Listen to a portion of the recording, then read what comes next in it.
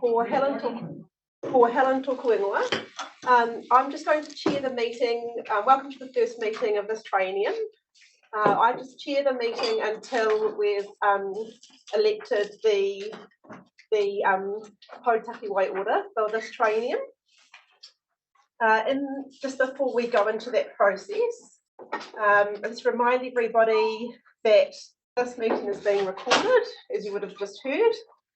It's not live streamed, but it is available online after the meeting for people to watch. So I remind all present that local government decision making affords no protection to elected members, council officers, and the public for comments made during meetings that are subsequently challenged in a court of law and determined to be slanderous. So with that, I'm just going to pass over to Arapeta for our tarakia. Kia ora tātai, kia hiri tātai. Tūtawa meirima, tūtawa meiraro, tūtawa meiraro, tūtawa meiraro. Kia tūtawa ko te mauri tū, ko te mauri ora ka tātua. Whāno, haro mai te toki, haume, hui e, tāiki. Kia ora. So just next item is apologies. Are there any apologies? I wonder if you've got just for Anna, and we just acknowledge the people on Zoom. So we've got Sawita on Zoom. Is there anyone else on Zoom?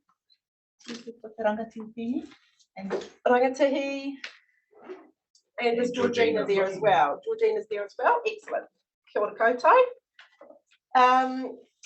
So the first item on the agenda is item 8.1 for this triennium, which is the 12th triennium. And that's the appointment of the Potaki Way order, which is and the election of the deputy chair and other meeting matters before we get into the agenda. Once the strategy group has been established and the chair is elected, we'll get through those other items. Okay. So item 8.1.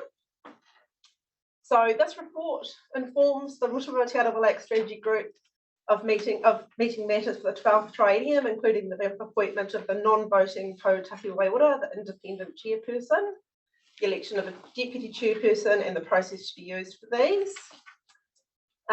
So for recommendation 1, that is that we receive that this group receives the report 12th triennium 2022 to 2025 appointment of Potaki Way order, election of deputy chair, and other meeting matters. So could I have a call for a mover and a seconder on that?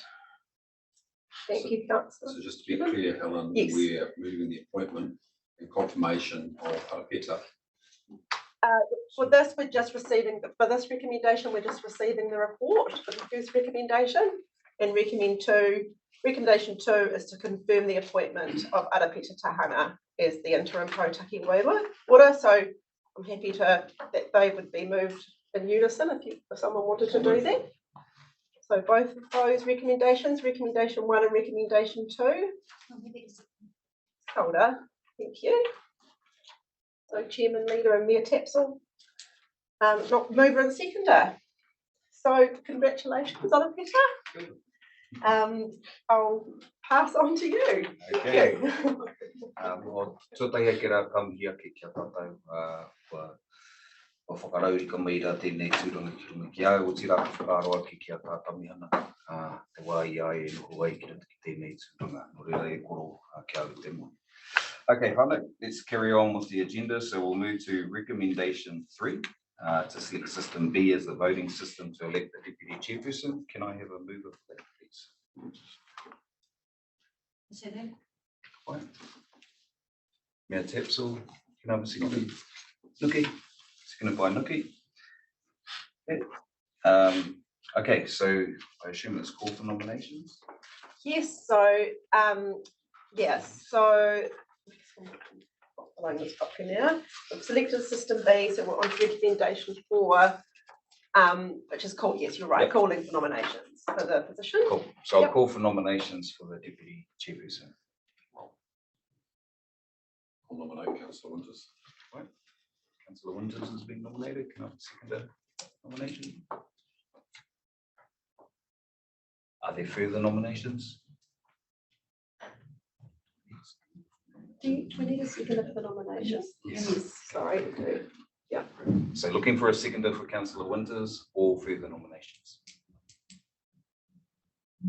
I'm happy to second. Seconded Mayor Tipsel. Are there any other nominations? No? Then congratulations, Councillor Winters. Thank you, Peter. Okay, so the remaining recommendations, notes that the strategy group current terms of reference, confirms the standing orders, confirms our membership as outlined at number 7, and then confirms the meeting dates. I'm happy to take all of those as one resolution. Can I have a mover, please? Chair Leader, seconder. Councillor Winters. Because we're adopting those standing orders, Mr. Chairman, and under the standing orders in the agenda, in item 19.3, we need to delete that you don't have the casting vote because you're a non-voting member. Can we just take note of that? So note that as an That's amendment. on page 43 of standing orders, 72 of the agenda. Okay, so the resolution is to move these recommendations with the addition that we ensure that it's no casting vote. Thank you. All right, so that's been moved and seconded. I'll put that. All those in favour say aye. Against? Carried. Okay. So we're going to shift to Nikki. All right, we're going to make a slight change to the agenda because Nikki is in Wellington and has a flight relatively soon, so she needs to. Sorry, Chair, Nikki's not online yet, so. Oh, okay. Okay, All right, so. Okay. Yeah. In which case, we've got a presentation from John Gifford in the public. Yeah. Okay, John.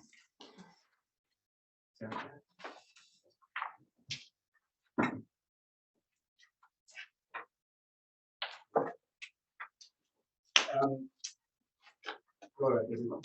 Thanks for the opportunity to address today's meeting. I appreciate you've got a heavy agenda and you're relatively short of time, but it's always a good opportunity just to update you on the activities of the Lakes Water Quality Society. And since we last met, we came along and spoke to you. There's been quite a lot of things happen and things that I thought would be worthwhile bringing you up to speed with. I guess the first issue I wanted to just put on the table is that back in April last year, we tabled at this meeting a proposal around a revision or consideration of the terms of reference, but also we put in front of you an idea around a technical science review to be undertaken across all the lakes.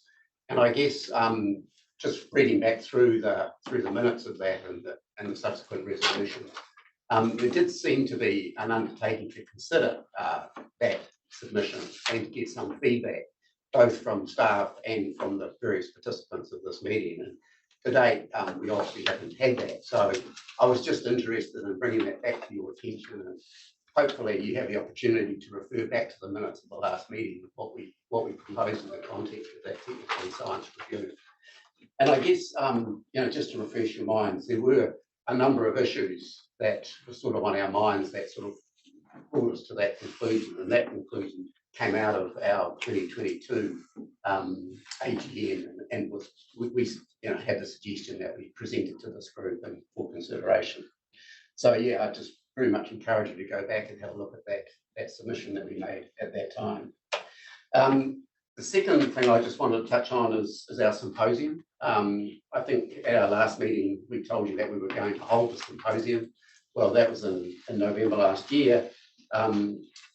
It was a highly successful event. I'd like to acknowledge the support we got from the regional council and the Lakes Council in the context of sponsorship for the symposium.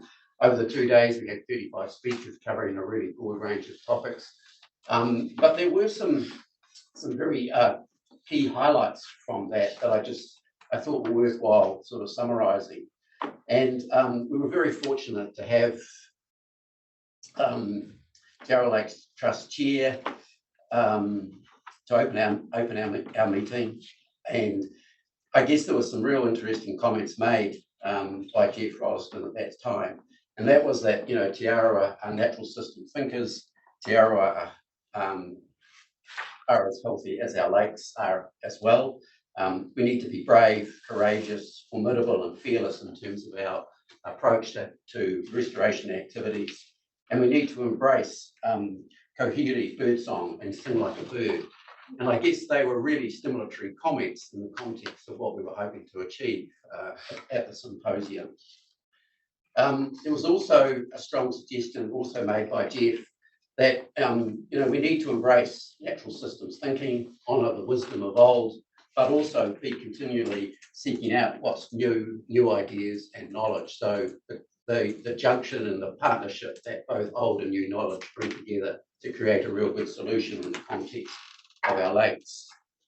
In the context of water quality, I guess we sort of raised the concerns that for the Rotorua Te Arawa lakes, there's no certainty that water quality mitigations to date will be effective. So there is a body of evidence that sort of suggests that even though we're making progress and we've been able to reduce the TI levels to a certain extent, we aren't necessarily meeting the TI levels for all our lakes.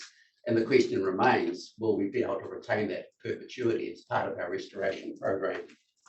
And so there was a sort of idea that we must continue to have clear evidence around cause and effect so that we can develop appropriate policies on land and land management to drive certain outcomes in terms of water quality. Water quality data, quality data is a key objective. We need to develop robust and predictive tools, and there was a very strong plea for the continued development of integrated land management models so that the models exist which enable us to very accurately predict what actions on land will drive certain outcomes in the context of water quality. There was a discussion about Lake Rotorua, obviously, and the status of Lake Rotorua. Contemporary loads are frequently well in excess of target sustainable loads. We acknowledge that alum is definitely having a big impact on the lake, but longer term, where does the continued use of alum leave us? But perhaps more importantly was the sort of idea that, and particularly coming out of the review, the science review for Lake Rotorua as part of the PC10 process, that there's new evidence that's starting to suggest that there's significant time delays in terms of the nutrient inputs, particularly from overland and stream flows, and the timing that actually has an influence on algal blooms.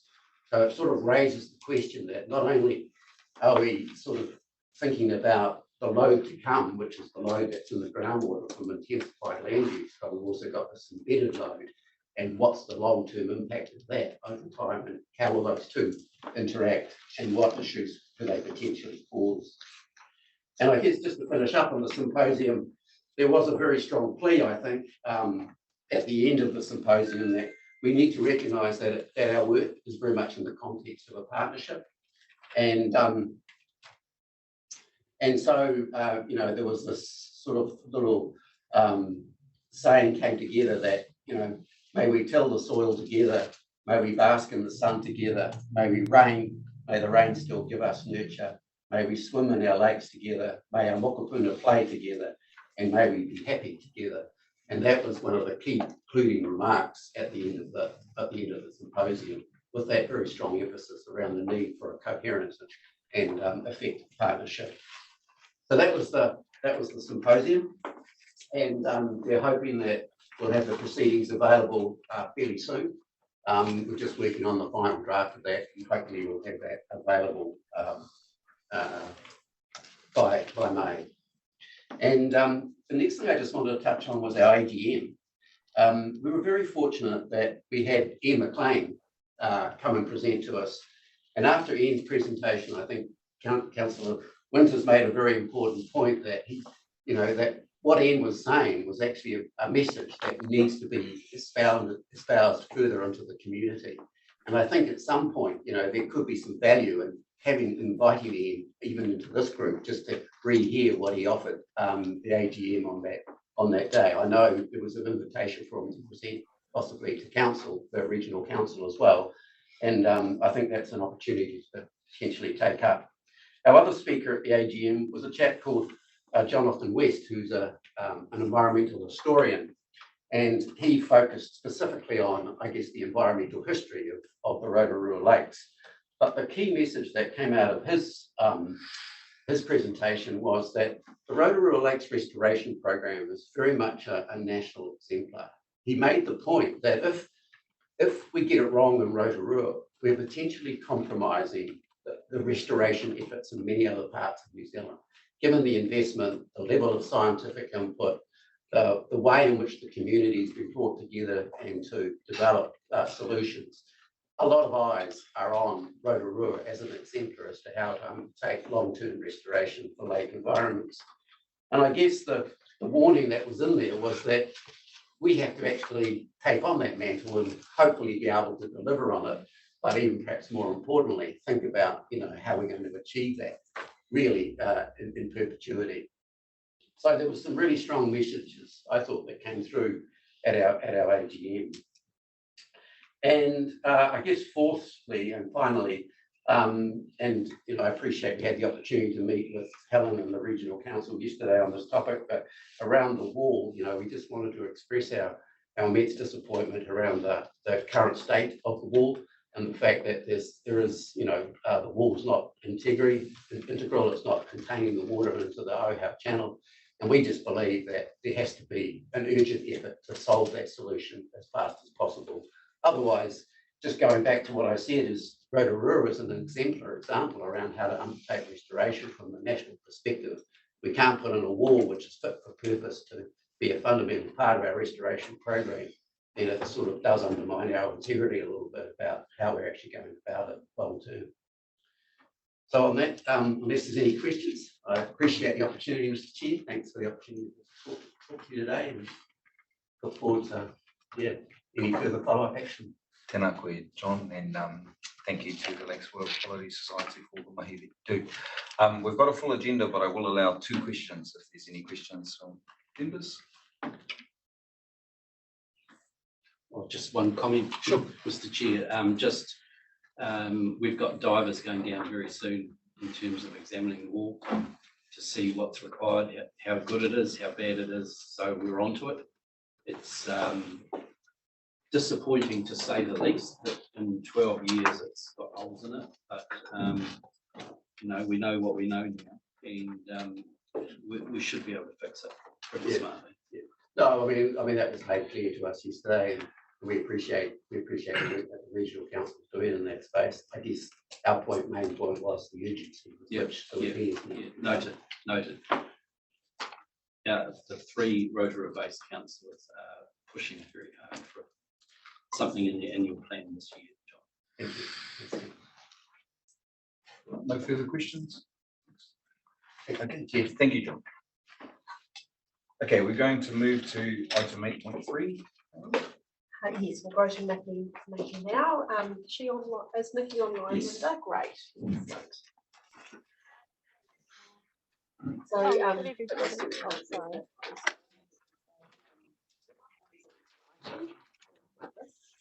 We're discussing the review scope.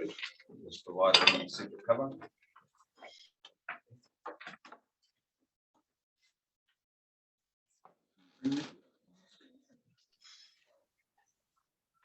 Kia ora, Nikki.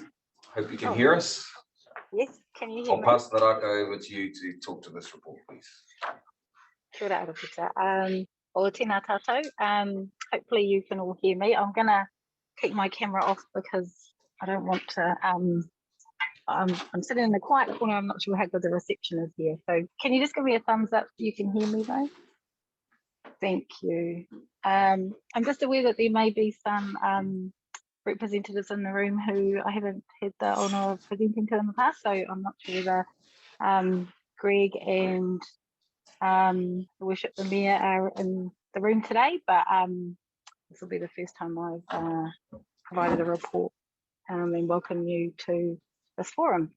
So I guess just wanted to work through the review scope, and so the context I guess for this is that there had been an audit of the program, and there's usually a triennial audit that takes place for the program, and 3 recommendations came out of the last audit, and this scope of this review is in response to those 3 particular questions, and you'll see those outlined in the second page. So review the governance arrangements, confirm the roles and responsibilities of the strategy group, include all lakes initiatives in the program, and reporting to strategy group oversight, review the remaining delivery path, set up an independent panel to review the program and any delivery or funding gaps, and review and refresh the TLI targets. And so the terms of reference for the scope of the review have been framed around those 3 questions, and just taken the opportunity to, I guess, set the context for the panel that will come in to undertake the review. So today, I guess I'm just wanting to get your feedback on whether or not you think the scope as presented today will achieve answering those 3 core questions from the audit, and if we've articulated and captured largely those who think should be involved in the process of the review.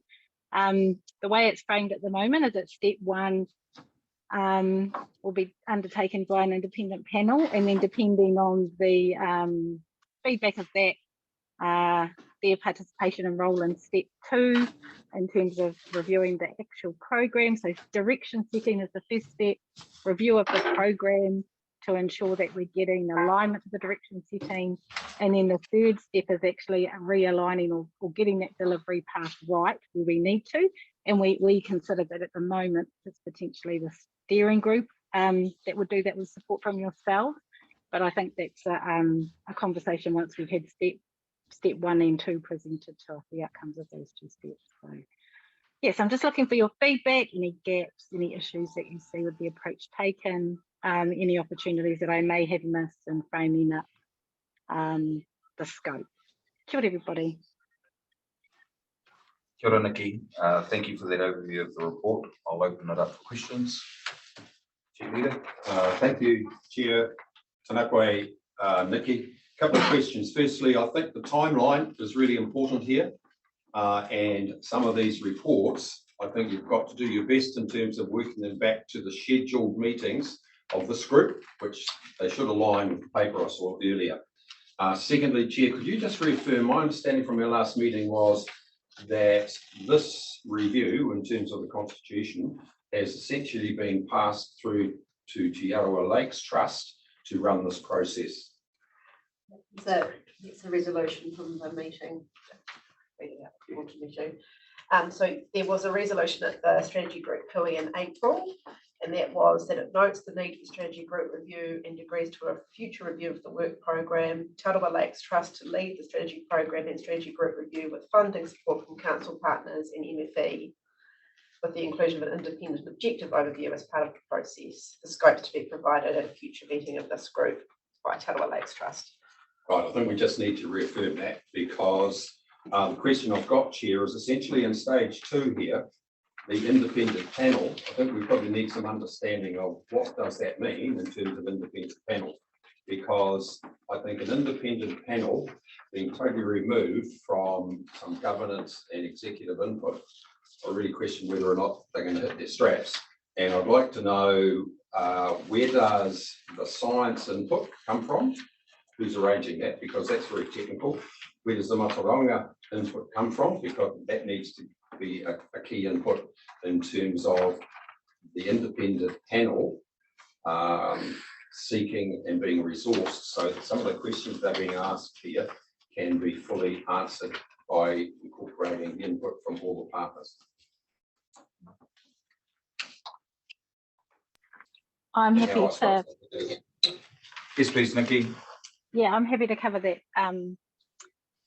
So the at one of the meetings,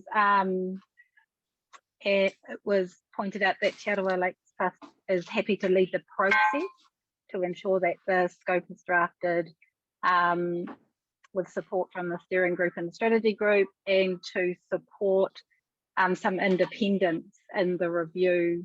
So that was one of the things that was asked. So the independent panel is probably people who are appointed by this group, who have context, who have understanding, who would basically go away into the background, do the work. So Tolt would, with your support, would bring people in. We would have conversations about who they would be, who would have some context and background, who have the skills, capacity and capability to address all of the matters in the scope. So they would do the work and they would report back to this group and the steering group in terms of their delivery of those different reports. So they would be guided by us, but I need to bring someone else in to do the work, and that's what I mean by a panel. A panel of people who have the expertise and skills to deliver that report to us.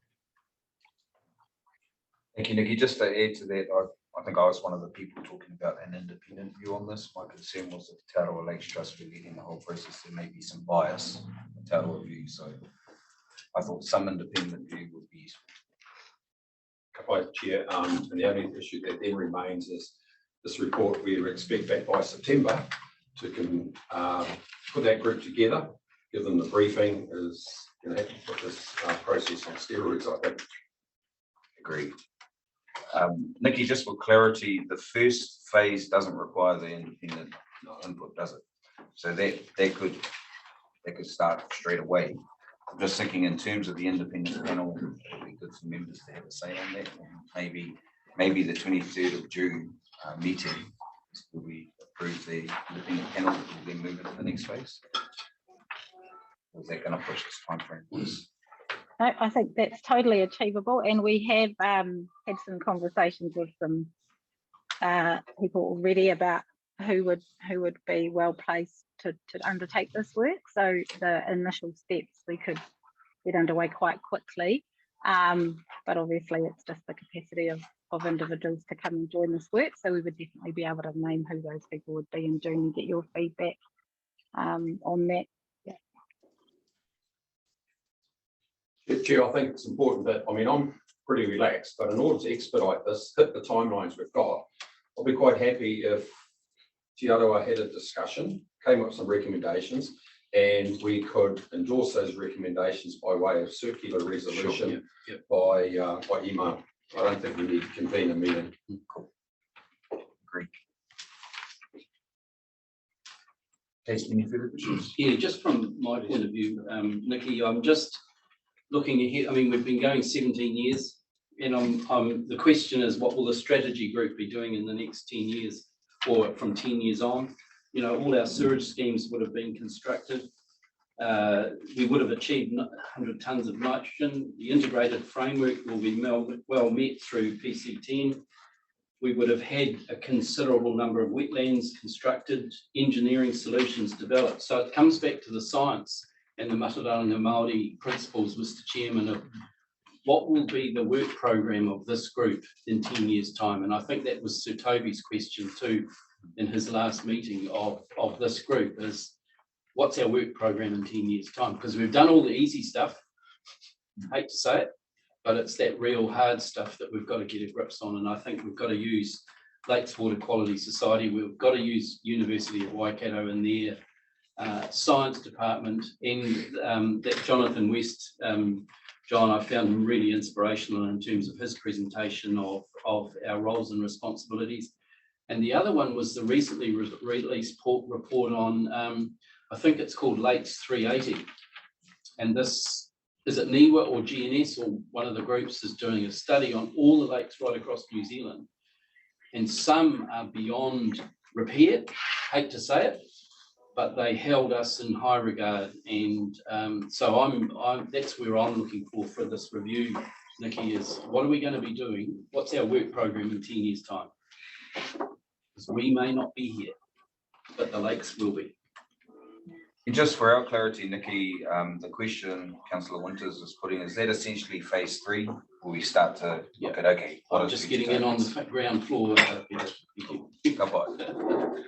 Yeah, and I think that's, you know, in the first step, we definitely keen to make sure we have conversations with everyone sitting around this table at the moment, past and present members of this group who have that knowledge they can bring forward, but also thinking about, you know, answering that question in terms of what could be happening in the next 10 years.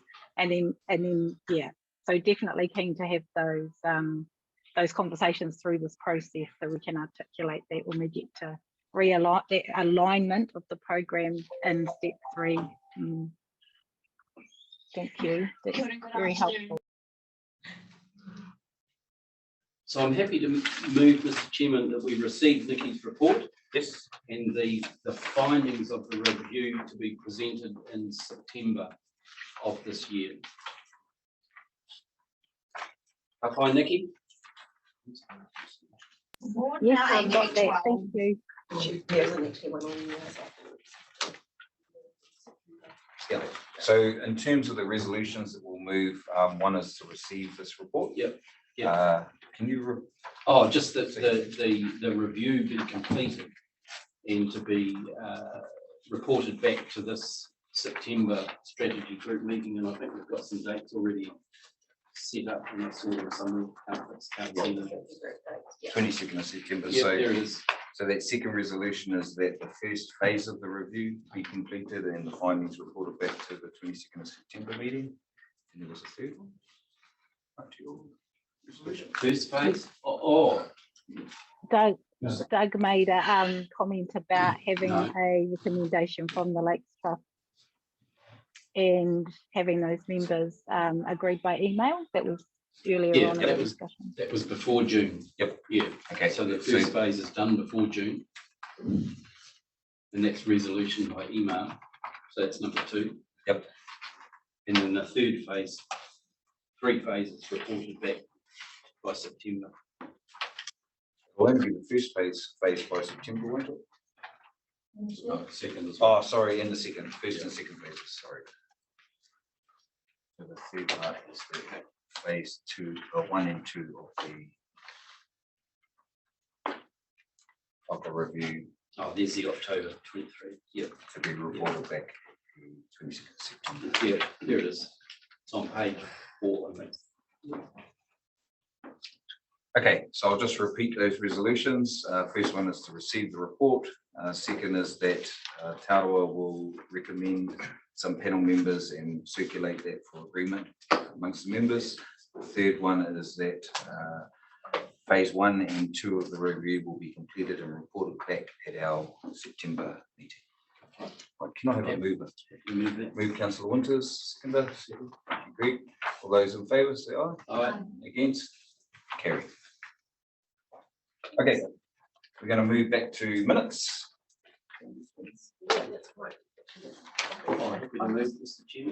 Okay, we've got a mover, Councillor Winters. Can I have a seconder? Yep, that's Epsil. All those in favour say aye. Against? Carried. Okay. Okay, we're moving to 8.2. Yep.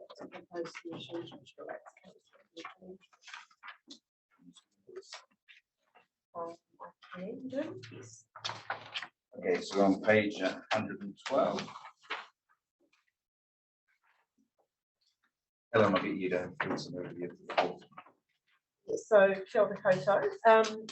So I've prepared this this proposed submission to the to Rotorua Lakes Council's annual plan 2023-2024 on review of what was included in the annual plan by Rotorua Lakes Council and in review of the letters that were sent by this group in May, September and August and December last year.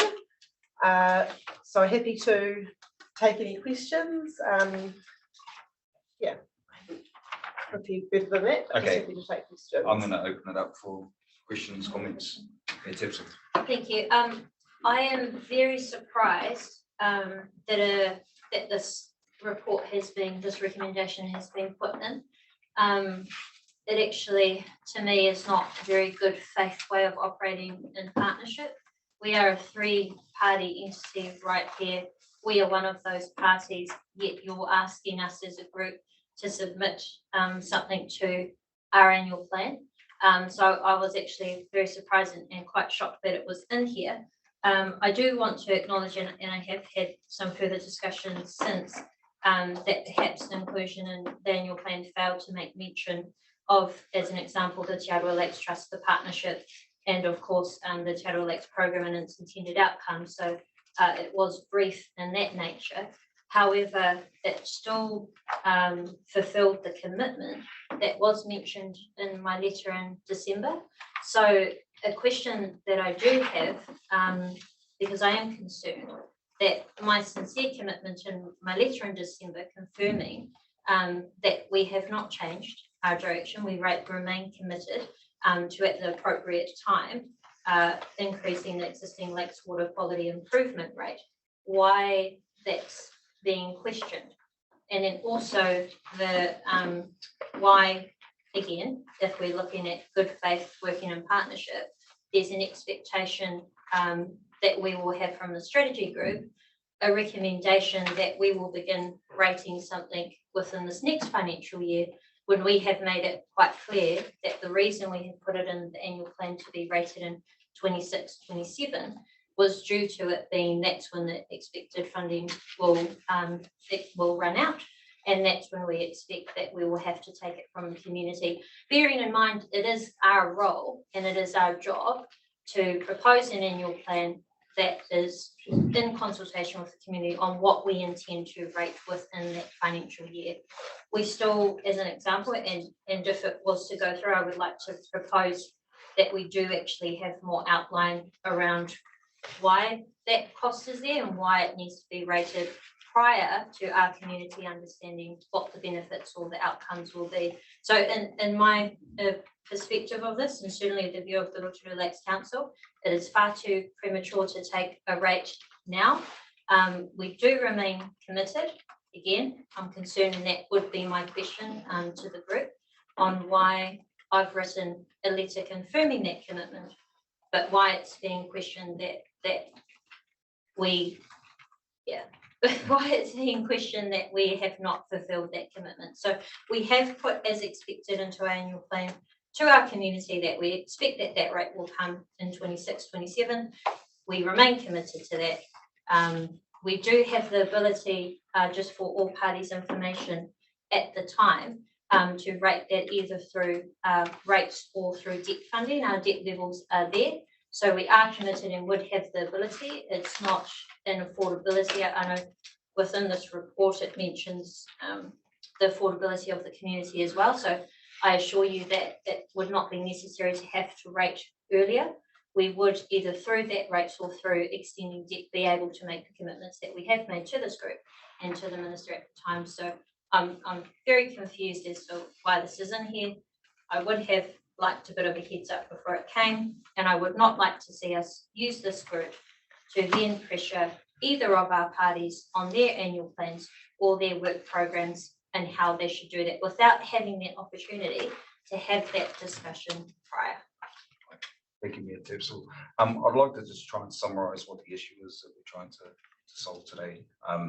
So as I understand it, where we really need assurances is ensuring that the money flows back into the incentive scheme in time for the incentive scheme to meet its targets. From what I'm hearing from Mayor Tepsel, and I assume that 26-27 date has come about through conversations between Regional Council and Lakes Council to work out exactly what the timing is. No, that was an assumption made by Lakes Council. This is also going on the letters from the Minister as well. Yes, which from my memory, the letter that we sent the Minister signalled that Lakes Council would potentially start that rate in the 23 year, 23-24. Consultation, right? Not taking of the rate. Yeah, which is where I acknowledge that the consultation appears to, in the perspective of the other parties, not have been significant enough. Yeah, on the background as to why. I'll open it up for some questions and comments. Yeah. Any questions? Yes, Councillor. Whilst I acknowledge Mayor Tapsel's comments, we debated this till the cows came home in April last year. We had a clear direction forward from the previous administration, and we had a clear actions that were going to be taken by RDC to commence this targeted rate to pay back the loan. We were surprised too, Mayor Tapsell, in the wording on your draft annual plan that it talked about Bay of Plenty Regional Council wanting us to reimburse. No, it's not. It's a loan from the incentive scheme, and it is the minister's expectation that the loan be repaid through a targeted rate, and that's very clear in his letters of expectation, and it's very clear that it was a July 23 targeted rate commencement. That's my taking of it. We had some surplus funds in future years, and I acknowledge that, but the actions were to reimburse the scheme pretty well straight away, because we knew that we wanted to accelerate the incentive schemes through a few other different avenues as well, and we just didn't want to run out of funds in terms of not being able to buy that nitrogen back. So again, I'm surprised of the wording in the draft annual plan that talked about not about a loan, but about a replenishment of the water, of the monies. And my concern now is, Mr. Chairman, if it starts in 26, 27, you know, Three Waters or whatever the new name is going to muddy the waters in terms of that. And my concern is that the assets and liabilities for Three Waters will be transferred to a new regional entity. And then the money's not going to be paid because there's no, the debt will be transferred to the new regional entity. And so my concern is we're going to be out trying to buy nitrogen. We're not going to have any funds in our pocket because we can't do it. So I think for me, the way forward is, and I know the minister has all this information on his table, and I'm just wondering if he's made a decision, because it's now, because I thought we had a way forward in terms of, and it was moved by Mayor Chadwick and seconded myself in April last year. And to find this back on the table again, that's really frustrating because we had a way forward. You know, this has been on the table for about nearly 3 years now of how we're going to fund a deficit in the Rotorua scheme. We thought we had a plan through the incentive money, and it's a loan, very clearly a loan, and it was to be reimbursed. I can't see the pathway. Sorry, Mayor Taps, I can't see the pathway for this being reimbursed, because when you look at those numbers that Helen gave us, if you start in 2 years' time, it's $67 a rate to pay off the full debt by 2032. So I'm frustrated that we're here today discussing this when we had a way forward, and I believe Rotorua Lakes Council sort of unilaterally decided, without us knowing, that it was going to be a 26, 27 start date, because that was news to us.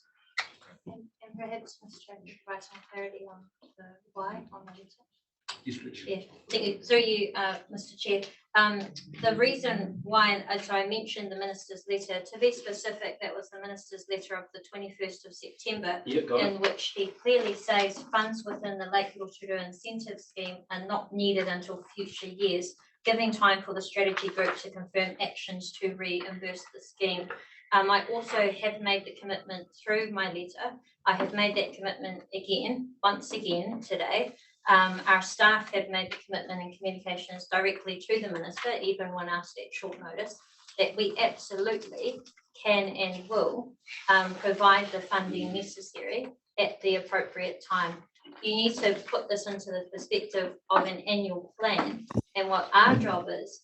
And we cannot go out to our community and consult on numbers and figures. And with all due respect, we have no idea whether the 46 or the $67 amount came from either. But when we do come to the community, we need to clearly say, this is why, this is how much, this is how long it will take for us to finished completing it. And we do not at this stage have that information available to have consulted wider, then signalling that it will come in a few years as according to the letter of the minister. So that's the specific letter I referred to at the start. Chair Leader. Thank you, Chair. I just want to address a couple of statements that the taps were made. Firstly, why is this letter turned up here? This letter has turned up here essentially because this is a partnership. And the recommendation here is that this partnership consider this submission. And because it's your annual plan, it'll essentially be brought to the table so that Te Arawa Lakes Trust and ourselves and you can have some consideration in terms of this. So that's why it's here. The regional council could have made the submission to your annual plan on its own and left you out. Now, I don't think that was appropriate. If we've got an issue we've got to resolve, let's try and do it here in the first instance. The second point is, I'd have to say, Chair, that I'm more than disappointed that we've ended up here today relative to the resolutions that we passed previously, because we had a really difficult discussion and it wasn't Mayor Tapsell, so I feel for her in terms of the position she's in. It was Mayor Chadwick. But what was the intent of the resolution that was passed? And if I look at subparagraph 4, it clearly says, and the only word we can debate is the word proposed. It clearly said, an investigation consultation of a new Rotorua Lakes Council targeted rate for proposed implementation for July 23. That's what it says. Now, if we're going to nickel and dime over words, we're going to be here all day. But clearly, from my perspective, this was about intent. What was intended here? And I'd have to say, in terms of the forecasting, in terms of when is the money needed, that's taking a linear approach to what has occurred in the past in terms of where the money's going. We could come to this table or to the incentive scheme with a big player in 6 months' time. And then you've got to say, are you going to do this next annual plan? The short answer from what we hear in your draft annual plan is that you're not. So I don't think you can take a linear approach to this because, as I said, you never know where we're going to get the next one from. And the other one, Mayor Tapsell, is that some of the rationale, and again, you weren't here, so I respect the position. The rationale for this transfer of funds, one of the rationales was Rotorua Lakes Council had no headroom in their debt position to be able to accommodate this. And yet we come here today and you've said that you've got the ability, you've got headroom.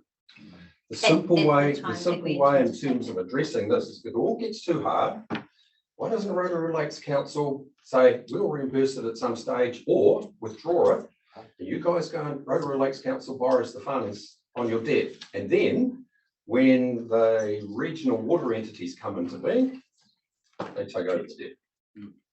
But anyway, I know it sounds a bit frustration, but I just think here we are after all the dialogue we've had, Chair, over this particular issue, and we've got much greater issues on concerns. And whilst we're arguing about this, Te Arawa Lakes Trust in terms of this constitutional review, what do we do in the way forward, sort of gets on the back burner. So apologies, but No, I'm frustrated. thank you, Chair Leader. Do you have a proposed solution? Do I? Well, I think it's up to the strategy group themselves, and there's 3 players here. There's yourselves, there's Rotorua Lakes Council as a regional council. Clearly, between Rotorua Lakes Council and ourselves, we have a different sort of opinion in terms of what was the intent of this resolution. So I have to say, unfortunately, I think the Arawa Lakes Trust should give us their view of this in terms of the way forward. Sure. Sorry, Mr. Chair, if I may. Yes. One of the things I think may have changed or has changed around the debt headroom is that under this council we're proposing a lot of cuts. So we do have and will have more headroom than perhaps had been envisaged previously. So that may be a change of context, but I take on board Mayor Tapsell's commitment to reimbursing the fund. It's a matter of when and how. And Mayor Tapsell's asking for some space to consult with the community. I don't think that's unreasonable. I hear what you're saying, I think it's really just got to find the solution and not take up a lot of time. And perhaps just another comment on that, leading on from that, and thank you. We are 6 months in with a new mayor and 7 out of 10 new councillors, but we're doing our best on this. But I did just want to explain perhaps on the timing of the annual plan. Improving lakes water quality is of course a top priority of this group. It remains a top priority of this council. In this annual plan, we have some significant infrastructure projects that we are starting and kicking off, especially around our Lake Tarawera sewage scheme.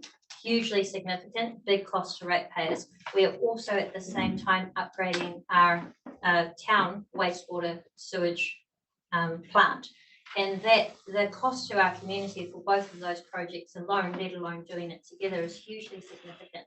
So within this annual plan, we are, I suppose, pretty much maxed out, and that's without including things like the museum, the significant investment we're putting into stormwater to reduce flood risk. So we are doing all we can when we can.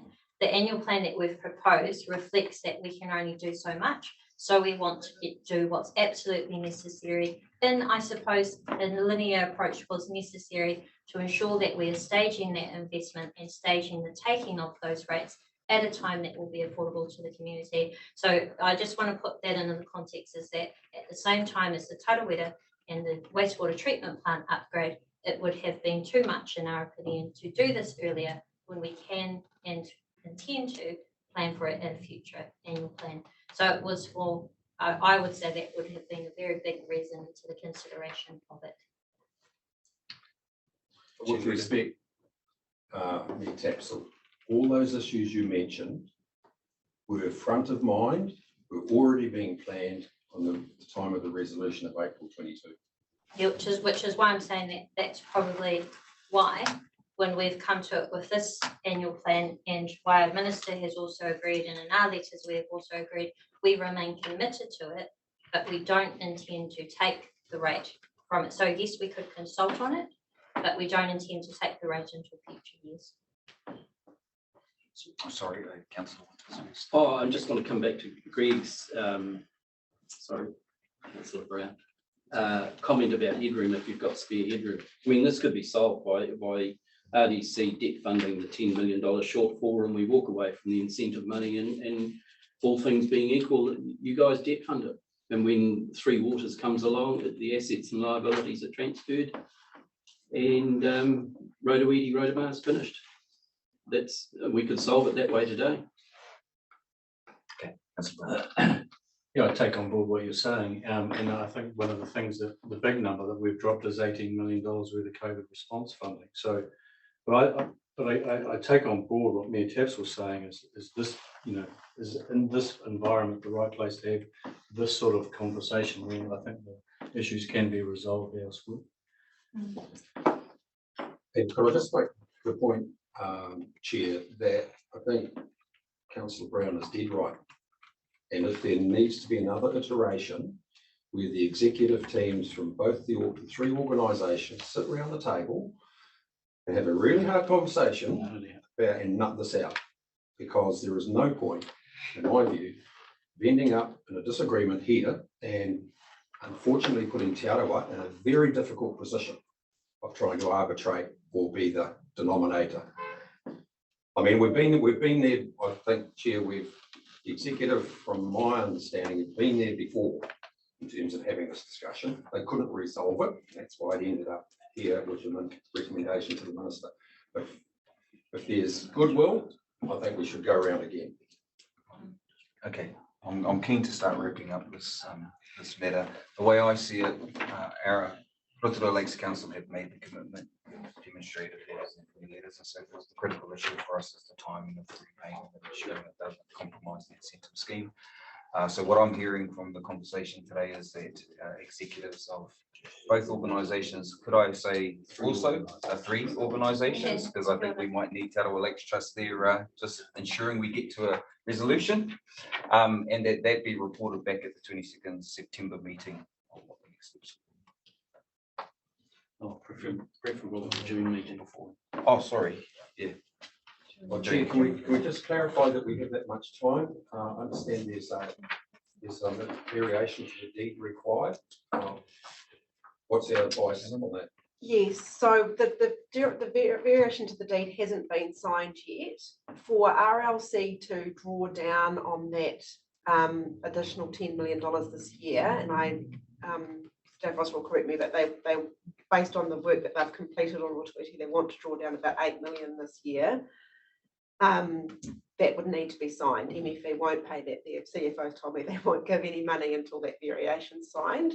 So I guess if we were discussing this further, you know, that would be, the constraint would really be up to RLC. They would, and whether they are able to hold off on drawing down that money. And can I just be clear, it's not us that signs the variation, it's the minister.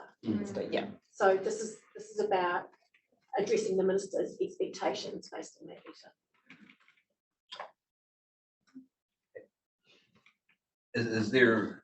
Is there anything that's going to hold up the signing? So there wouldn't be at this end. Yes. If we were in agreement, I guess it would be Lorena with getting the minister's time. He would have to provide advice to the minister based on expectations that he had when he sent those initial letters, which was based on the 23-24 timeframe.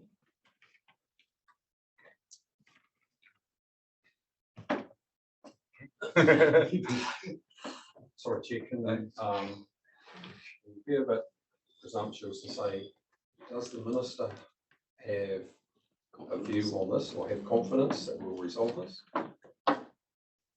It's really a question, but it's a question. So the minister's aware that this is happening, that there's a meeting about this particular issue. He's really clear that he does not have a role in terms of determining the rates and how that happens, but he's basing whatever decision he comes to based on the expectations that he sent through those letters, those 3 prior letters last year. That's advice we would have to put up to the minister based on what's come out of this meeting. I think, Chair, it's worth reinforcing what was the letter. Yeah, that's what was his my mind. expectation. 21st of September letter. Paragraph. Oh, in making my decisions, I note, RLC has provided the information required to progress Lake Tarawera. Second one, strategy group has strengthened oversight of Lake Tarawera project to ensure it is completed to time and budget. So that's Tarawera. And the third one is funds within the Rotorua Lake incentive scheme are not needed until future years, giving time for the strategy group to confirm actions to reimburse the scheme. However, we had confirmed the actions back in April 2022 when we talked about a July 23 timeframe. That's where we're in disagreement. When's this targeted rate starting? Because we were under the impression it was 23. So for clarity, the letter from the minister doesn't determine 23-24 year. Yeah, but the intent based on the proposal that was put to him in advice, based on earlier conversations, he had that expectation. So if I that needs to be addressed. So if I can clarify, we can only go off what we're told. That I've already read out the 21st one, but prior to that, the letter dated 19th of August to the Minister, letter of assurance, Charoa Lakes Partnership Program, that was signed by Jeff from our council, Simone Coffin from Charoa Lakes Trust and Fiona, does mention, and I'll read the paragraph if you don't mind, Mr. Chair, the funding proposed to be transferred to the reticulation of Rotorua ET here is not required by the incentive scheme in the next 3 years. So just confirming that was sent on 19th of August 2022. So you can see our interpretation of it was genuine and expecting, and that's where we got the 26-27 by taking that on board as in the next 3 years. So I have signalled just in communications directly with the Whenua Regional Council. I do sense that we have interpreted it differently, and I would certainly be willing and very open to having discussions to conclude this as soon as possible, because I understand that, as we all understand, that it's not about the nitpicky all of this. It's actually about the end goal and what are the outcomes. And that outcome of improved lakes water quality is still and will always be a significant priority of this council. So I would like to not only solve this problem, but I think find ways of better communications and relationships too, if I may say. So can I propose something? Can I suggest that we write a letter to the minister advising that we're sorting out the detail? I may not be articulating this well, but look, the matter's in hand. We're working out the timing of the repayments. And then by the June meeting, we have a report back that's very clear about when exactly things will happen. That means satisfaction. Fine, and that can we also include that expectation is that the executives, Yes. facilitated by Te Arawa, work on this and bring back the recommendation. So we can send them, sorry, through you, Mr. Chair. Yeah, sure. Just, can you explain it a little more clearly? I'm not. Oh, yes. Just the discussion we had, 5 minutes ago, was rather than argue about it at this table, why don't we, as your suggestion was, Councillor Brown, get the executives to go back at chief executive level, and try and sort this out, and that we include Te Arawa in that, and essentially they're going to have to be the arbiter or the facilitator to come back with a resolution. Okay, thank you. I'm clear on that. And could I add, look, I'm happy to, I'm not sure what your view on this, but I'd be happy to sit in on those conversations too, to try and get a resolution if we struggle to get traction, if that's appropriate. And I'm not sure, I'm the new guy in the block, so ultimately we want to win-win here. We want a resolution, we want it quick. So I'm just looking to expedite the process if that's appropriate. So if I can comment, Chair, I understand where you're coming from, but I think in the first instance, this is a chief executive issue. They get paid the big coin, and they need to come back to us. And personally, I don't mind whether or not, if the executive group wants to involve some governors in this discussion to have an overview of it, that's fine. But I think that call needs to be made essentially by Te Arawa. If I may, Mr. Chair, while the discussion is going on, I guess the ultimate is the minister's level of frustration in this whole thing. I'd ask the Ministry of Environment, what's the sense of the minister's appetite for this? So the minister's been, as you can see from the commitment, he's been engaged on 3 separate occasions on this. Most recently in terms of December, recognising with new councillors that he needed to reconfirm commitment. So,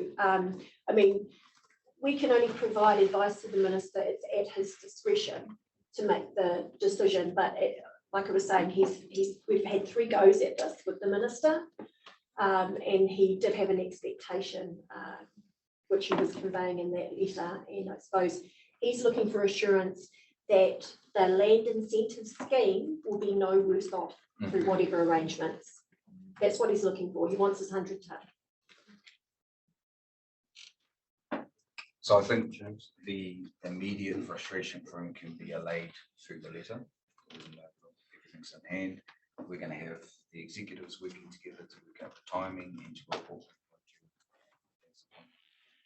Sign this off in totality. Okay, so in terms of resolutions then, I'm going to suggest these 3. So firstly, that we write a letter to the minister advising that the steering strategy group is sorting out this matter. We'll find better words as the resolution goes.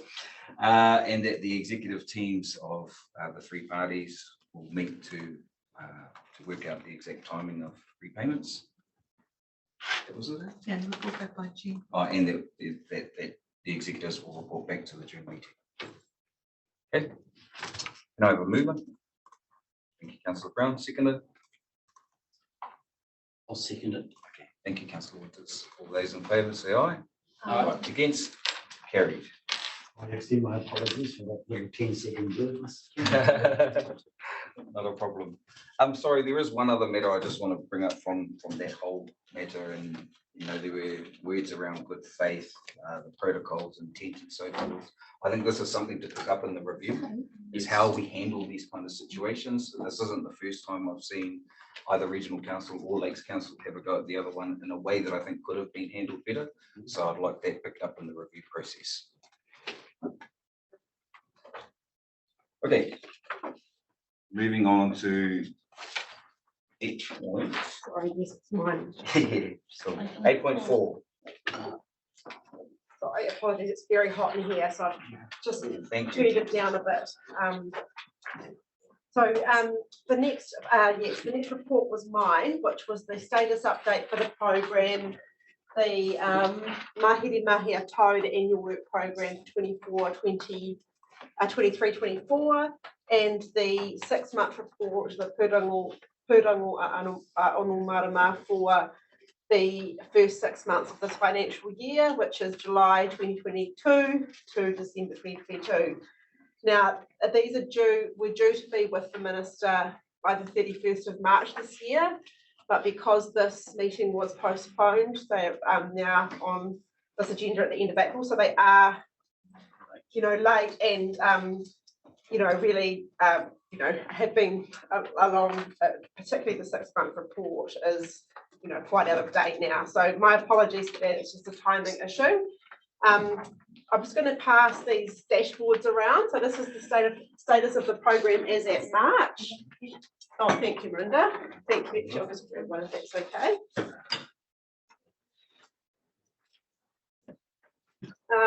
So I just prepare this dashboard just as an overview of where key actions are on the lakes, all of the catchments, all of the Arawa lakes. And I'm happy to take any questions on those, but a few things to just briefly cover off. With all of the rainfall, with the extremely wet summer, a record wet summer, we have had real trouble keeping on top of the phosphorus coming into Lake Rotorua. That with the alum dosing, that has meant that we have had an algal bloom on that lake for most of summer. In the same vein, we've had an algal bloom on Lake Rotorua for most of summer, and we have got that corrosion in the Oho wool, which has meant that has affected the water quality of Lake Rotorua. Also, earlier in summer, so around November, December, we had a quite severe bloom in Okawa Bay, which we believe was caused by intensive weed spraying in that bay, so making nutrients available for algae bloom. So in relation to the Okawa Bay bloom, we're working with Arawa Lakes Trust and LINZ to make some adjustments to how that spraying is carried out, which will hopefully avoid that in the coming year. We're going to look at our alum dosing regime on Rotorua and just see if we can make that better in terms of dealing with these really wet summers and get on top of that phosphorus. And of course, the corrosion of the Oho wool, we're right on top of that. So we're going to, those holes have been gradually, so the first thing we did when we discovered the corrosion of the Oho wool was install the whalers to stabilise the king piles in that wool. And that work was completed last year. So that was about making sure that you've got something that you can attach, that you've got something to work with, that you've maintained the integrity of the wool for its design life, and you can attach something on to fix the holes in the wool. So we're getting, as Councillor Winters mentioned, a diver is going down to inspect all of the sheet piling, so the entire depth of the sheet piling that's underwater that we can't see. They've indicated to us that they don't think the corrosion is lower down, it's just in that top metre and a half. Obviously, because that's where it's a microbiological corrosion, so it needs light, it needs oxygen. So we're pretty confident that's where the corrosion is, in that top section. And the solution that they've suggested to us at the moment is to mould a plastic sheet, basically, in a wooden mould that's the shape of the sheet piling, and then you attach that to the sheet piling. So a relatively simplistic and easy to fit solution. We would want to trial that briefly though, to make sure that we had the attachment right, that it worked, that it was going to resolve the issues. So we're on to that. And you know, we're moving as quickly as we can on that. In the same vein though, I'm hopeful if we don't get the wet summer we had this summer, we can tweak our alum dosing a bit. We can avoid that issue of hopefully, fingers crossed, of blooms in Lake Rotorua, which then creates the issue of sweetie. That's really all really the key things I wanted to update you with, just those challenges in water quality and with Oho wool. Our other work is, going along at great speed. We've got a rural drain wetland being established in the Poatinga catchment in the second half of this calendar year. We're going around taking every opportunity we can to get more of those. Obviously the Tarawera sewage is now, the blessing was done for stage 1 of that, which is great news. We've been harvesting hedged manuka, getting oil out of it, talking to potential buyers of that oil and of the brush. Thank you, Rosemary. Keeping on with the incentives scheme deals and looking for new opportunities there. And just really ticking along with all of those projects. So happy to take any questions on the status update. Mr. Chairman, I think Helen mentioned the wet summer, so I'm really pleased that the new Lake Okeraka outlet structure performed well. We spent a lot of money and time to make sure we got those lake levels right and the flows right down through that new outlet structure, so that's operating well. Helen, I would love to have Lake Rotorua with a TLO target of 2.6, but I think it's 4.5. It's 4.2, sorry. 4.2? Yes. Yeah, you know. I don't know why. Just a sorry. typo there, Helen? Yes, so the 3-year average is slightly above that. What is that? And sorry. Just congratulations to Lakes Council for the commencement of Tarawera scheme. Been a long time coming, only about 10 years, so we look forward to switching some pumps on, Tanya, in 12 months time. Yes. Any other questions? This might not be appropriate for now, but and it may come up, it probably come up in the review going forward. But I'd be interested to know how we're progressing in terms of nitrogen budget and spend progression, and what the plan is going forward, particularly on Lake Rotorua. I'm aware of the success Lake Okeraka said, but particularly around Lake Rotorua, getting an update on the work program that's in play, how it's progressing. Okay, I'll just check. Are there any questions just in terms of the report back? Because the next part we'll talk about the plan going forward. Phil. Thank you, Chair, and a comment really just following on from Councillor Winter's comment on Tarawera Steward scheme. Just to note that the East Rotorua scheme, now half the units have been installed, so we're well beyond that 137 and we're on the downhole slope to completion, so fantastic work from the council. No further questions around the report? I will move to Yes. the plan. So the other part of my report that needs to be adopted to submit to the Ministry of the Environment in accordance with the deeded funding requirements is the Pūrongo or Marama for the first 6 months of this financial year, the last 6 months of last calendar year, and that's as is. It's very short. You get a really full and sorry. It's all right. Sorry. When we do the full annual report, we have a really detailed breakdown of that. So this is we don't do that twice a year, just once a year. But it will hopefully help get more of a grip on where we're at with lots of things. And then for the Mahiri Mahia Tau for next financial year as well. So that's July this year to June next year. So in terms of the incentive scheme, now I'll just give a quick update on that. So we're at 37 tonnes towards the 100-tonne target. That's banked, basically. It's, you know, we've signed it up and we're paying out the money. There's still a little bit of money to pay out for those agreements, but you know, it's it's signed. The plan is to get to 50. I think that, you know, based on the assumptions that Rosemary and I have made, that we can tick along and get to 50 tonne by just ticking along as we are. To get the other 50 tonne, we would need to have some, that nitrogen is sitting on dairy farms in the Lake Rotorua catchment, and we need to have retirement of those to bank that into the incentive scheme. So there's some work to do to work out how we achieve that. Rosemary, my colleague, is going to prepare a comprehensive report on that for you for the middle of this year, which talks about the progress with the scheme so far, where that nitrogen is coming from and has come from, and where the nitrogen is available in the catchment. And you know, some options for targeting that. So that's where we are with the incentive scheme. It is a voluntary uptake thing. We're also looking at some provision, what we could include in the regional plan changes if that wasn't voluntarily taken up. So people didn't, you know, sell their nitrogen to us. What are the things that we could include in the regional plan to support, to get that moving a bit more? So we're looking at that too.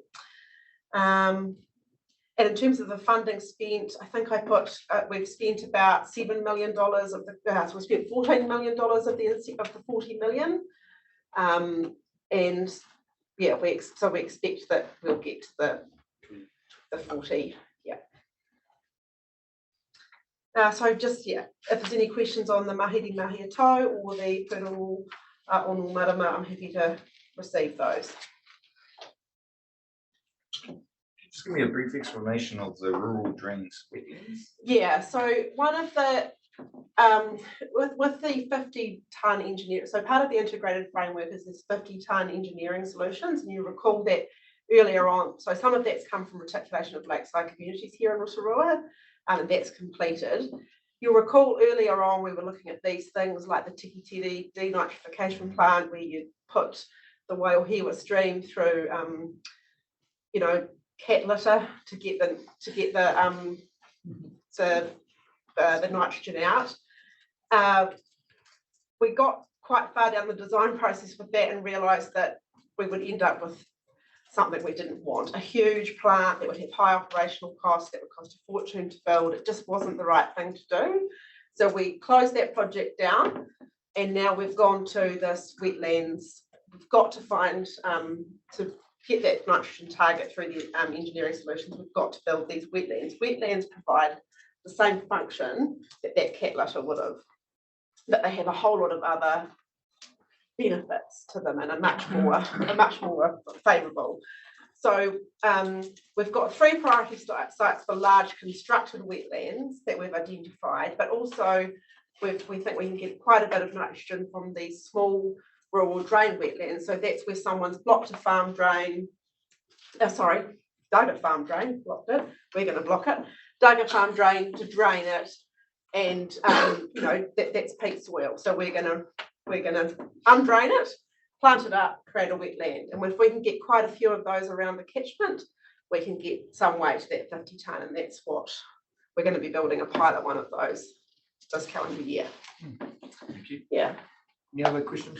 So just a question of Helen, clarification. You said 50 tonnes by ticking along, but you didn't kind of give us a date.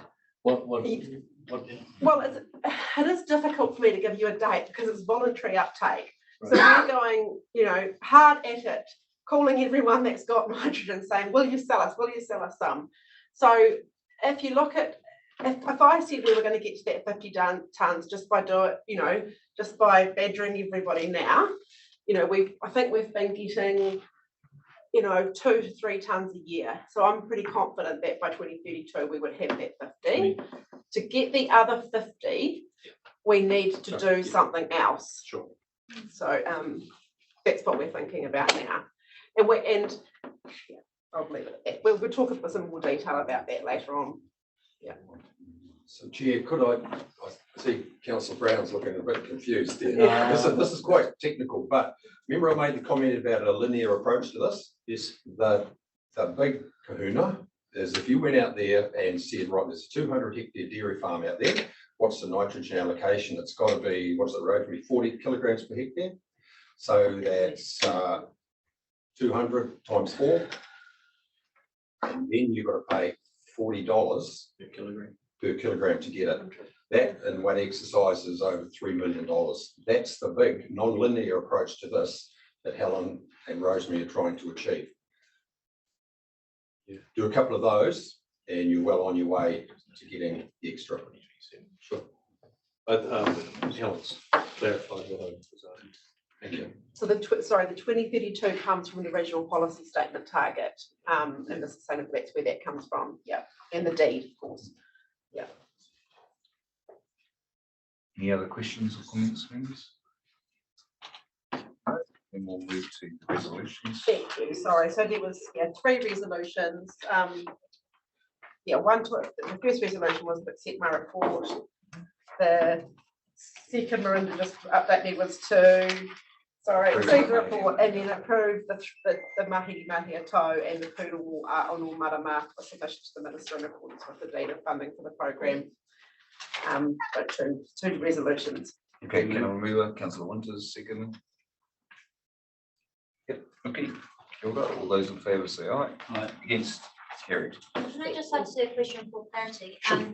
Will the, like as an example, the incentives program, when we do the review, will that also come into it in terms of how effective they have been, or is the scope? And sorry, this person was to answer that probably would have been Nikki. But I'm just wondering in terms of the money that is allocated from any 3 money and resources from any 3 different parties, whether we're also looking at ensuring that we're getting the greatest efficiency. It's good to know that we're looking at any and all options. But I just wondered if that fell into the scope of this. I can't totally answer it. We'll find out. Scope, but I suppose, the scope does talk about a review of the science in mātauranga. But I think part of what you're asking is it a financial efficiency, kind of looking at it from that perspective? Yeah, just like with any money that, like take the $10 million as an example, with any money that we spend, it's being able to communicate to the community the why we've chosen that option. Like, right. Yeah. Okay. Just helps us with our role as governors too. Sure. Okay, we'll keep moving. Item 8.5, Te Arawa Lakes Trust update. I'm not sure whether Nikki's still online. Suita. Ah, Suita, you're going to talk to this? Kia ora koutou. Kia ora. Ko Suita Fort Te Atoku Ingoa. I'm the Lake Program Coordinator for Te Arawa Lakes Trust. So the last quarter has been focused, I'll give an update on the Tarawera Collective Impact Project. So for those that are new, the vision of the Tarawera Impact Collective Project is long-term collective, proactive and joined up action for the health and well-being of the Tarawera Lake system that reflects Te Arawa values and incorporates cultural monitoring practices and mātauranga. So the outcomes for that have been about collectivising and connecting our iwi, Māori land trust communities and organisations to work collectively for the health and well-being of the Tarawera Lake system. And that includes the 7 lakes that feed into Tarawera. So actually we're talking about half our lakes here. It's also a major outcome to have the capacity and capability to contribute to lead planning and monitoring and decision-making around the Tarawera Lake system for tangata whenua. The project has come about from Ministry for the Environment Te Mano Te Wai funding, which was secured for 3 years. So far this year, we've been able to recruit a team starting in February. So we've got 3 that started in February. We've got another 3 starting on this week. The great thing about the team is they're all rangatahi. They are all whakapapa to our main iwi that are Ngāti Rangitahi, Tūhourangi and Ngāti Tarawhai. We've also just been able to secure from the EPA some EDNA funding to start a Mātauranga Māori project into water monitoring. So that's, yeah, quite excited to have this team secured. They're working out of the Tūharangi Tribal Office. And so far it's been about really connecting to place, connecting to people and understanding the context of what the project is about. One of the key things of this project also is about building the information management system or a tool for iwi and the community within the Tarawera Lake system to contribute toward freshwater decision making. So we're really excited to kick that off the ground as well. Some of the other work that's happened with the Tarawera Lakes Trust is we have a variation to extend the Jobs for Nature funding has gone through to DOC, and this program will continue into 2024. We continue to do work in Te Pōhui and have recently secured some funding also from Bay Trust, 600K for the next 3 years. That will help us support community groups in iwi to carry out pest control projects and monitoring. Essentially, the scope of that funding is restoring the mauri around our lakes. And that's also allowed us to link up with Ngāti Tamatea Tūtahi, Ngāti Kawati to support a pest project out in the Waiwhirawhira wetland. Some of the staff have also undergone training to get their skipper's tickets. So we've got a team of 3 skippers already. The recent training has meant we've got 5 skippers and we've got 2 more coming, joining next month. So we probably just need some more boats. Putting that out. An update with our dive team. So our dive team continues to do the uwhi monitoring in Lake Rotorua, Rotorua and Tarawera. We recently have put another uwhi into a stream system at Kaikai Tahuna. Really happy with the results so far. What we show is the uwhi have lasted longer than the imported hessian mats. With the hessian mats no longer there anymore and the uwhi still be in place, not only did we show that they last longer and that they suppress the weed longer, but they also have become a refuge for our taonga species such as koura. So we're starting to look at it at a different angle as well. Those results will be presented to our partners, LINZ, and that, and then we'll hopefully be able to present to this group very shortly. The dive team's also been involved with the regional council dive team, continuing to do pest plant surveillance and resource consent monitoring on the Lake Tikitapu floating wetland. In terms of the catfish volunteering program, that's still running really well. We've had interest all the way from Papamoa with schools joining to be part of the Catfish Killers volunteers. Just recently on rural delivery, and we were able to showcase the work at the Te Hirupu Ao Next Kaitiaki Generation Conference, which was last month.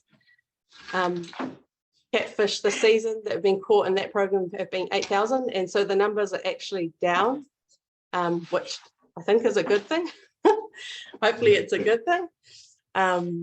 And surveillance has also extended out into Lakes Okataina and Lake Tarawera. So no, there's not catfish there, but we are surveilling in those lakes as well. Really great news. So for those who remember the Te Tūpohu Ngāwha School Science Fair last year, we plan to run it again this year in July. This year, we've already got twice the number of schools that have signed up for the School Science Fair, so we're really excited. It's going to be really amazing. We've got scientists coming to join us from Cawthron and Niwa, the Lakes 380 people. They're going to come up and showcase some of the work they're doing as well. So really cool, really excited about that. We'll be looking for sponsors and some judges coming closer to the time. In terms of biosecurity, we had a dive cleanup day at Lake Rotorua, which was at a community event, pulled out 1 ton of rubbish from Lake Rotorua. So that was awesome as well. Went to the biosecurity wards, took out the MPI biosecurity wards there, so that's awesome. And have been really trying to push engagement, so showing up to whānau days, holding presentations at Sedema for the aquatic spray program, and we'll be kicking off the cultural monitoring plan next month. So yeah, great to have that kicked off as well. Yeah, I think that's all from me. Was there any questions around anything presented within the report? Thank you, Sweta. Any questions or comments from members? Councillor Winters? The wetland, Soweto, the 9.5 hectares, where's that? I know Te it's Pōkui. deep. Yeah, Yeah, so when you're heading out along Tengai Road, just kind of past the airport on your left, that long, that, yeah, so along that section of, oh, so where the kaikatea trees are. yeah, just Ah. past that, sort of, yeah. Yep. So are we involved in that, Rosemary? Are we part of that as well? Are we Calculating that, and they've got funding, EBV funding for that. Yeah. So yeah. Okay, any other questions or comments? Carl, thank you very much for the report, Sweta. I appreciate all the mahi that Te Arawa Lakes Trust are doing. Kia ora. Okay, next on the agenda. Oh, sorry. I need a mover and a seconder to receive that report. Can I have a mover, please? Councillor Brown, seconder. Okay. All those in favour say aye. Against, carry. Yep. Okay. Agenda item 8.6, a verbal update from Ministry for the Environment. Sure. Yeah. Well, as you'll appreciate, the ministry has been quite busy supporting with severe weather events. So we've had a bit of surge of resources going in to help with, say, the Tairāwhiti inquiry. We're looking to get a report, or we know that they'll have a report at the end of April, and that'll give us some direction in terms of what we need to do, I suppose, for Tairāwhiti specifically, but I think it will feed into more broadly what we need to do in other regions. We've also been part of the severe weather integrated response, which is an all of government approach. A team is looking to engage, or has been setting up engagement with iwi hapu across those areas that have been impacted, so that we can try and get ahead in terms of policy design or collaboration in terms of what might be needed going forward in the event of those types of events, particularly given what's happening with climate change and so forth. We also have had quite a bit of engagement, regional engagement around the RM reforms, in particular around the national planning framework. So we know that the reforms are currently in front of the select committee at the moment, or have been through that process. But there is quite a bit of thinking that needs to happen around, well, what's the next steps? We're looking to work with Nikki to do something within the Te Arawa region. And we've just got to firm up some details in terms of what that might mean more broadly within the rohe in terms of an engagement, but hoping to do something over the next few weeks. We also have Te Manawa Tuai Symposium, where we've got about 32 projects, I think it is, 34 projects nationally that we're wanting to showcase, or to bring the participants together here in Rotorua. It really provides an opportunity to share those learnings at a national level, but to be hosted here. So that's what we're planning at the end of June. And probably one of the other things that we're doing, which is great, we've got Eugene here, is we're also setting up, as you can appreciate, having gone through a number of policy reforms, the importance of implementation and having presence regionally. And so Eugene's team's being specifically set up for putting what we call in kaipakatere, which are regional navigators at place in regions, which we haven't had prominently previously, but with a view to help really understand what's happening on the ground and to make the connection with, I suppose, our subject matter experts, which have predominantly been based in head office or within Wellington and nationally, depending on where they are, but really to build those relationships with the community. So I know Eugene's been doing quite a bit of work with this little here, and so we'll probably be able to provide an update in terms of how we're going with that, or the process to make that land. That's